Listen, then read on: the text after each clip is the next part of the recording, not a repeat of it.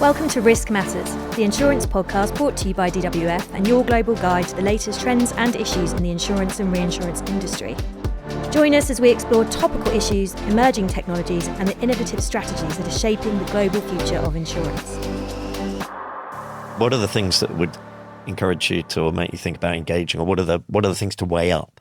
Perhaps is the best way to put it. Yeah. Well, so I think it's useful to separate out the concept of engaging with the threat actor and paying the ransom. You know, they're two different things.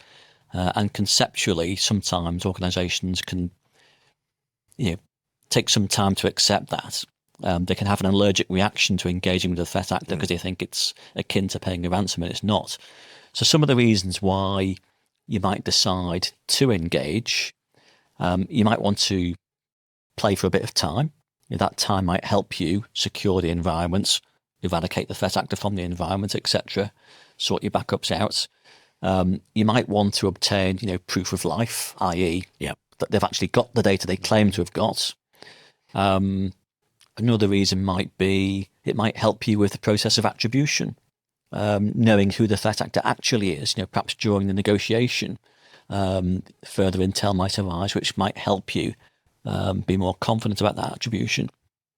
And then does attribution, so just as an aside, can that affect your strategy as well on the basis that, say, without sounding too much like a hotel guy, but some are more reliable, better performers than others, so that if you're dealing with someone who's got a poor reputation for returning data or deleting data, bad reputation for dumping it, or a reputation for taking ransoms and then not providing keys, that will factor in. So if we're talking about, there might be three reasons potentially why attribution would be useful. First one would be sanctions, and I'll let the two people I'm sitting with who are much more qualified to talk about that than I am, but having an understanding of who they are around the sanctions point. The second, to help your containment efforts. Do we know this group or this sub-entity within the as-a-service function they're working? Do we know that they like to get in via a certain way? Have we made sure that we've looked and locked that down? Does that mean that with that ransomware as a service, back in the day, perhaps if you saw a particular style of operation or a particular tools being deployed, you would say, I know it's that group. Whereas now, because you've got that sort of franchise system, you might recognise the tools, but it might not be the creator of the tools who's responsible. It might be someone who's just rented them. That link is certainly less clear these days. Yeah, it's a marketplace. Yeah, you've also got the idea of access brokers, haven't you? So people who just specialise in breaking in, essentially. So once they've compromised an environment, that might be as far as they go. Then they'll sell that access to another party, who will then deploy the ransomware and do the extortion and so on. Yeah, so Ollie might be looking at the way someone's accessed the system, but that doesn't mean that the person who did that is the person who will ultimately be engaging with, who'll be making the demands. And, that circles back sometimes in an insurance sense, because sometimes there'll be a condition in the policy that, a ransom payment under a policy might not be authorised unless you do know who the threat actor is, because the insurer might not be comfortable paying a ransom if that particular threat actor has got a track record of then not honouring the ransom payments and not giving you the data back, not deleting the data. So there are insurance ramifications as well to the idea of attribution. And that third point there is critical, the point around trust, which I appreciate is a slightly ridiculous statement. We're talking about how much can you trust someone that's ransomed your organisation, but it is something that you kind of have to walk up to in these cases. There are some things that you can trust reasonably, but they get complicated, like you were saying, that they get messy. So there are lots of cases that Jamie and I have worked together where threat actors have claimed to have stolen data and haven't. So that's probably not a thing that you can necessarily trust has happened. You want to validate that sort of proof of life. You want to ask for a list of all the data. They should then hopefully give you a choice. We would like this file back to prove they have actually stolen it, that kind of thing. What you can probably trust, they have a big incentive that if you pay them, that they're going to give you the decryption keys. That's the business model. And groups that don't do that don't last long because no one's going to continue to pay them ransoms. Where that becomes messier is where either the encryption hasn't worked properly on your system and therefore the decryption key doesn't work, or as we've seen quite a lot recently, where this is a group that's currently being targeted by law enforcement. They might be going through some sort of takedown, and you make a payment on day one. Yeah. They're going to provide you the key, but suddenly the FBI has taken them down and they don't have access to the decryption keys, or suddenly the parent organization and the as a service other party aren't able to speak to each other, and you've paid entity A and entity B wants the money. So where these things get messy, because this is ultimately a criminal enterprise, you can't trust the outcome. You might be able to trust the incentives, but these things get really complicated very quickly. So there's an element where you have to keep up, and on sanctions and things like that, that's yeah. I mean, nobody wants to pay a ransom, do they? Nobody wants to fuel that criminal enterprise, and obviously there's been lots of press recently. People like ICO, Law Society, publicly making statements about how paying ransoms is frowned upon. However, if you are that business where you will literally go out of business unless you can recover your systems, or perhaps if you're that hospital, unless you can get your computer systems back online which can support your medical devices, then there's literally a life and death decision to be made.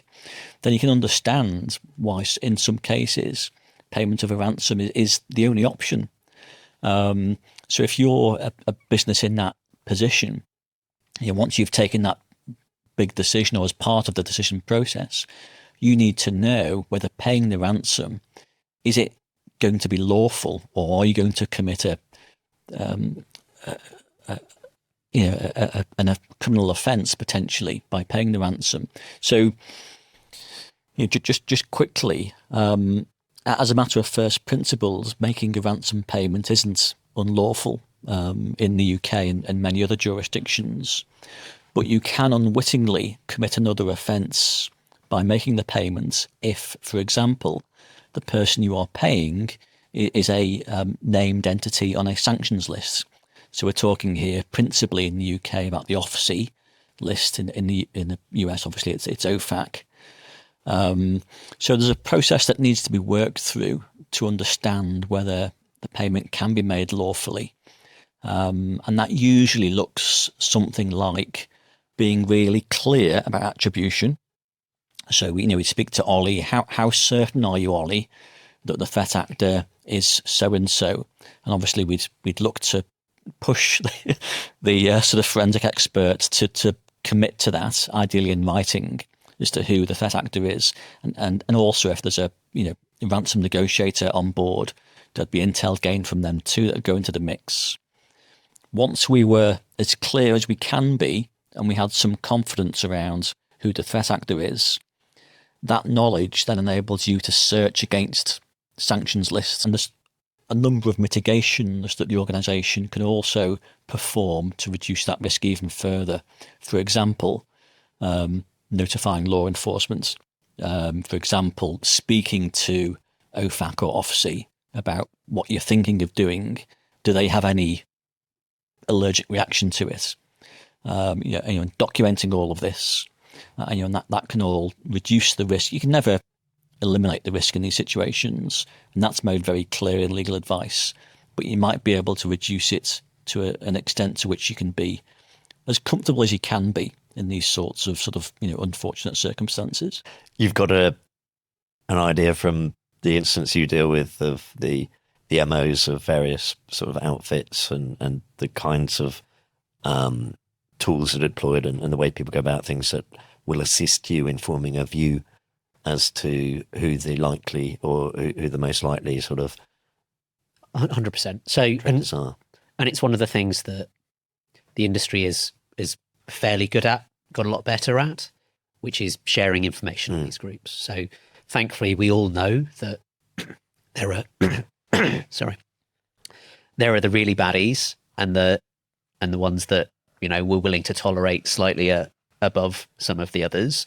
So identifying the ones that we absolutely want to make sure no one is paying any kind of ransom to and want to, get out of the system. Are there situations, for example, where you will actually go, that were these people before? Yeah. Yeah. Oh, and, it's funny. I've got colleagues that have, thrown their arms up. It's the fifth one of these that I've dealt with in the last 6 months. And unfortunately, these things are slightly, they go in campaigns, they go in a bit of a wave. And I've had colleagues equally, it's happened to me as well, where I've had negotiations where I know that I've come off one straight onto speaking to the same person again on the next incident. And I've known it's the same person because the language has been very similar. And I'm now in this situation where I'm making sure that my language isn't the same. And I don't want them necessarily to know that it's the same person doing that kind of work as well. Yeah. Is there a flip side as well to paying? Because if someone's going to leak the fact that you paid, it's like other areas of crime. Perhaps you've become a sort of repeat victim. And have you seen incidents where the bad guys come back for a second go because they think having paid up once should pay up again? Or it's talked about a lot. I don't think it's borne out by the data.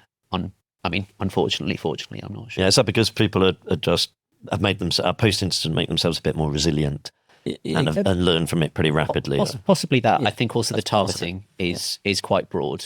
When we're talking about the kind of groups that are performing ransomware as a service encryption, they're looking at entire sectors. If that, they're probably actually looking at everything on the internet, and they're trying to find the organizations with revenue over a certain amount. It doesn't really work in their favor to be saying, okay, we're now going to look at instead of the however many 100,000 million organizations that have over 100 million in revenue, we're now going to look at the 1,000 that in the world that have paid a ransom in the last year. The two don't marry up. Is there, in terms of sort of pattern of victims, is there a tendency to focus on, I guess from an attacker's point of view, the bigger the organisation, the bigger surface area, the more valuable, but the more likely it is to have resilience and insurance and cyber response teams and preparedness. And then you scale down to tiny organisations that might not have many of those or any of those things, but perhaps haven't got the funds to provide you with a ransom that makes it worth your while, and there's everything in between. Is there a sort of, does it ebb and flow, or is there a sort of a spread of attacks? It's certainly a spread, I'd say. Both ends of the spectrum are covered. And what you have is obviously a significant reconnaissance phase that the threat actors would engage in to sort of understand the target. And as part of that reconnaissance phase, they might already have intel about whether that organisation's insured, for example. That might factor into their decision making. Or it might just be a certain sector of the market, as sort of Ollie alluded to. I mean, a classic one in recent years, of course, has been law firms themselves, conveyancing transactions, always been right pickings for sort of BEC attacks and payment diversions and whatnot. So nobody's immune. I suppose that the only place where the targeting changes slightly is where we're talking about organizations that might be legitimately targets of financially motivated nation states. Those are the groups that really are potentially looking at that. So, if you're a financial institution that holds Bitcoin, then Lazarus are probably well aware of most people that work in your IT teams. They're probably getting messages on LinkedIn on a fairly regular basis. That sort of targeting does happen. It's a small subset of organizations that are being targeted, but it is there. I think that kind of thing is going to happen more and more in the future. In terms of where we are at the moment and the things you're sort of actively sitting on your to-do lists, is there anything that's sort of jumping out, or where, in terms of type of attack, where they're coming from, how they're evolving, that you're able to share? So, I've been saying the same thing for 3 years now, but ransomware is top of mind, and I think has to be the principal risk for any organization that's thinking about cybersecurity. It is getting more sophisticated. It's targeting basically everybody. If you've got any kind of presence or on the internet or ability to be impacted, you're a potential victim. It's extremely profitable. The amount of ransoms paid are still going up every year, we're seeing some improvement in terms of the resilience activities from lots of organizations. So is the amount the overall sum that's being paid in ransoms, or the number of people who are paying up in terms of a percentage of people affected? So- it sounds like it's the amount is going up, but the resilience means that fewer people are having to. So we're certainly seeing, so over the last 2-3 years, we've seen the number of people pay go from sort of 60% down to where we're sort of around 30%. So it's Right. about, So that's about halved from our data. Yeah. So that's an important and Yeah.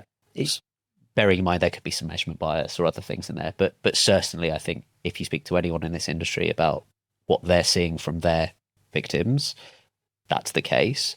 The amounts are absolutely going up, and I think the number of victims are also increasing. So that's why you're seeing the increase in overall payment going up, even though organisations are better able to recover without having to pay. And does the payment increase probably sort of tie in with, I guess, what I was saying right at the beginning, that the people's dependency on the kit has increased, and so the attackers are in that sort of better negotiating position because the organisation can't function because its IT systems are locked up? Is that the bottom line? Partly, I wonder if there's a sort of an economic Pareto 80-20 thing going on as well, where, threat actors are, understanding that a certain number of people aren't going to have to pay, but some of them are going to have to pay, and therefore they're going to start off higher. They're not going to negotiate down as much. It used to be that, you'd start off with a $100 million ransom and you'd end up getting it down to 10. That's happening less and less. Threat groups are being much more controlled about what discounts are allowed for their. Yeah. Is that almost like the thing Jamie was talking about, that the professionalism of the threat actors is seeping through, not just from the early days when the focus might have been on the tools they deployed to attack someone, but now to that whole strategic comms piece, to even their negotiators are now more experienced, more capable, more sort of, they've got a thought out approach that perhaps they didn't have early on. And I suppose just before I let Jamie give his, also the importance of understanding that sort of data theft element of this as well. So we've seen in the last 12 to 18 months a couple of very large supply chain attacks. So targeting a central software vendor that has given access to lots of organizations' data, and then trying to get some kind of ransom off all of those. I think that proved to be pretty profitable for the organization that did it. I think that we'll see more of that in future. There's a bit of an outlay. You've got to find your 0-day, your vulnerability for that kind of vendor. But so those vendors are likely to be, I don't know, like the cloud service providers, people like that. They're likely to be as good as they can be, and to be very aware of the importance of their IT security. But if you crack one, you've hit a gold mine. 5,000 organizations. Yeah. Yeah, it's the idea of a sort of watering hole attack, isn't it? Lots of people drinking out of the same fountain or watering hole. If you hit the watering hole, you can potentially get, a lot of victims in one sort of foul swoop.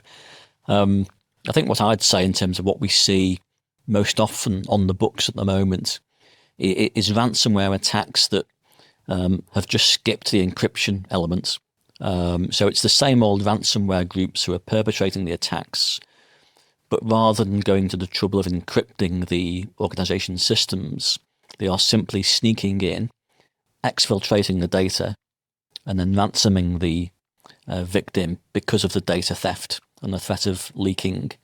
I think that's partly an acknowledgement of people having better backups. And it's also partly, I think, threat actors just making their own lives easier.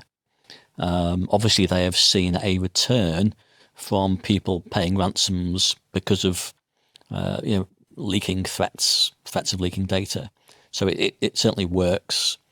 So that is something that we see more and more, and seems to be a sort of a continuing trend. Have you seen, sort of, in terms of, say, who the threat actors are, where they're based, any changes over the last sort of 3, 4, 5 years? Is it a reliable pool of teams or locations where we would sort of see attacks coming from? Generally, I think we saw a bit of a complicated situation during the most recent outbreak of conflict in Ukraine, because you suddenly had people that were used to be working together that suddenly on opposite sides of conflict line. So that created some tension in groups. It didn't last particularly long, but I think we saw a drop off in the number of ransomware events. But broadly, where these attacks are coming from is pretty consistent. But that's because I think they're linked to sort of economic drivers. These are generally people that are relatively well educated in places where they can't find good employment in legitimate industries. People don't become criminals tomorrow because they've got good jobs. They have it because they don't have another outlet for that kind of expertise, I suppose. In general, the people at the top, I think. I agree with that. It's largely the same countries that we've always been dealing with. Yeah. We all know who they are. I won't name and shame them today. But then I guess that brings me then on to, against that backdrop, what do we see sort of coming down the pipeline, so to speak? I mean, one of the things I'll throw in straight away is obviously because it's something everyone's talking about, things like AI. Is that going to affect things? Well, I've seen a fair amount of material around, and understandably perhaps because organisations, just apocryphally talking to friends, are finding that AI has been very good on things like customer complaints processes, customer interaction, but it doesn't take a genius to think, well, actually, we could fine-tune that for phishing attacks. We could fine-tune it for that sort of groundwork of trying to solicit information from organisations, from individuals, try and get passwords or details, all the kind of things that might make an attack easier. Do either of you see AI having a role in being deployed by, well, on the good guy side or the threat actor side going forward?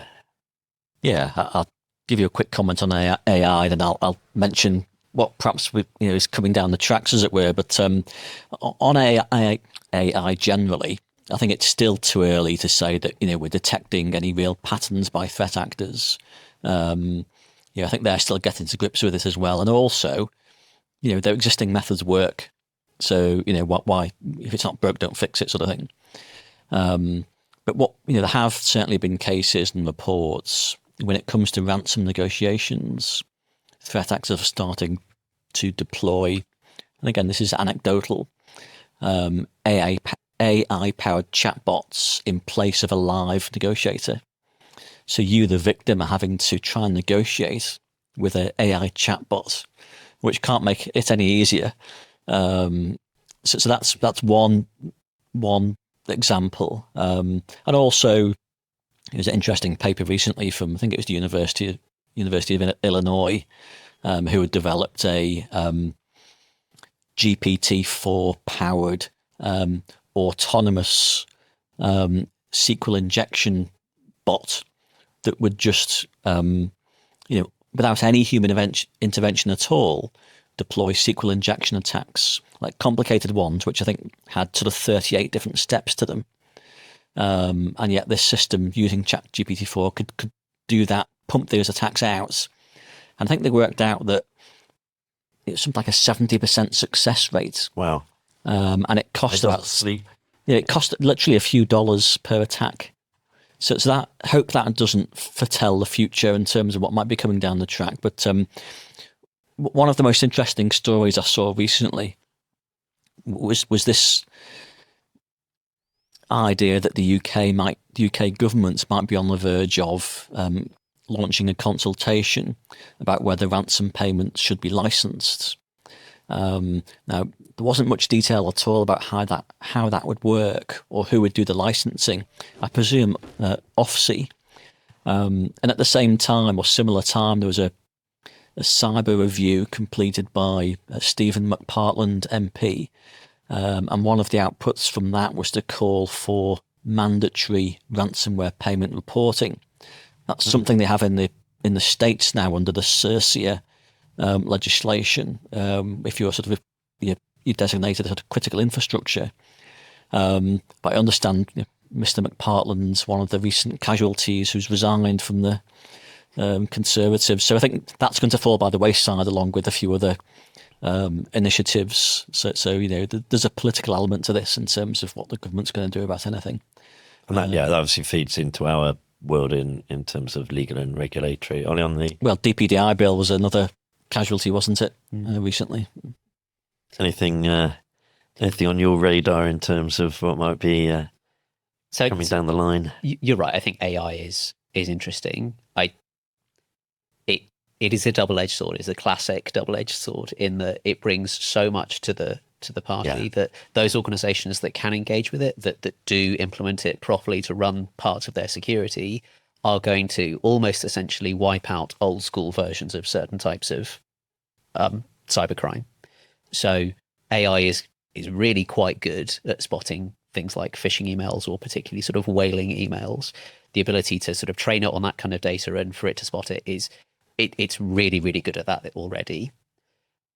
Obviously, what that means is that those organizations that do that, it'll go away, and then there will be a whole load of others where suddenly you've got the chatbots that are being written to sort of scrape LinkedIn profiles and write really convincing phishing emails for almost no money at all, are going to be targeted at those that haven't engaged, haven't bought, can't afford that kind of technology. Almost like what we saw, I would say, sort of 4 or 5 years ago with sort of a huge number of BEC events when everyone moved to cloud email from on-prem email exchanges. And I don't know what you saw, but it was a large number of those kind of BEC events with fraud. So just for the audience benefit, might be worth just expanding what that looks like and what it is. So around 5 years ago, there was this big adoption of cloud email. So everyone went from having an email server inside their environment that you all logged into and that worked. And suddenly everyone realized it was much cheaper and more effective to use Microsoft 365 or G Suite or one of the others.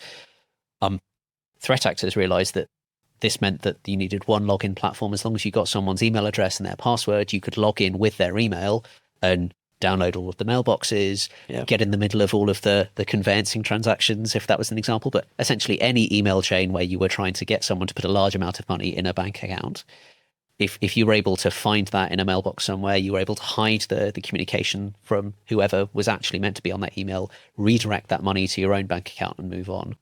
It's a good example, I think, of the school of thought that, cyber criminals often wait until software has a certain degree of market saturation point before they will invest the time and energy to compromise it. And sort of MS365 is a good example of that. And you might say there's a similar case can be made for certain types of AI. So if a dominant AI platform emerges that lots of businesses start to deploy, then I think at that point we can see on a much bigger scale threat actors try and target that.